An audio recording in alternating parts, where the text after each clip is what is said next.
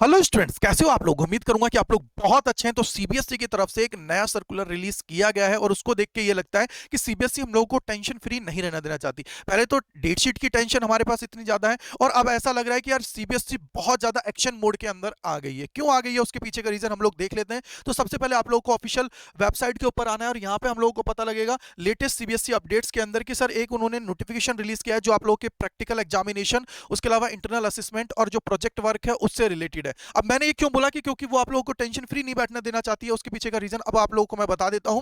क्योंकि देखिए आप लोगों को पता है कि सर प्रोजेक्ट का और ये जो हमारे पूरे इंटरनल असेसमेंट और उसके अलावा हमारा जो प्रैक्टिकल एग्जामिनेशन है, प्रैक्टिकल की हम लोग बात करें तो सर हम लोग टेंशन फ्री रहते थे कि यार हम लोगों को प्रैक्टिकल के अंदर क्या है, एक प्रैक्टिकल याद करके चले जाएंगे और वो हम लोग जाके लिख देंगे। और उसके अलावा क्या होता है कि सर बहुत सारे स्टूडेंट्स ऐसे हैं जो बहुत इंटेलिजेंट होते हैं तो वो जाके वहां पे बहुत अच्छे से परफॉर्म कर लेते हैं। लेकिन इसी के साथ उन्होंने बोल दिया है कि इंटरनल असेसमेंट भी आप लोगों का बहुत इंपॉर्टेंट है और ये कब से स्टार्ट हो जाएगा, 1 जनवरी से स्टार्ट हो जाएगा। यानी कि सर पहले क्या होता था, इंटरनल जो असेसमेंट है उनको स्कूल्स अपने अकॉर्डिंगली ले लेती थी, अपनी मनमर्जी से ले लेती थी, लेकिन अब ये चीज नहीं होगी। यानी कि full on CBSE action mode में है और वो हर तरीके से आप लोगों के ऊपर टेंशन दे रही है। क्यों दे, मैंने बोला उसके पीछे का रीजन देखिए। इसके अंदर उन्होंने स्कूल के लिए अलग से इंस्ट्रक्शंस दिए और उसके अलावा स्टूडेंट्स को अलग इंस्ट्रक्शंस दिए और जो रीजनल ऑफिसर्स होते हैं उनको अलग से इंस्ट्रक्शंस दिए। अब स्कूल के साथ ही जो आप लोग हो, आपके साथ आपके पेरेंट्स को भी चीजें पता होना चाहिए। कैसे, देखिए सबसे पहले क्या इन्होंने बोला है वो देख लेते हैं। तो यहां देखिए स्कूल के जो स्टूडेंट्स हैं, स्टूडेंट्स के ऊपर क्या दिया गया है, इन्होंने बोल दिया है कि आप लोगों को पता होना चाहिए कंप्लीट सिलेबस। अगर आप लोग एग्जाम दे रहे हो तो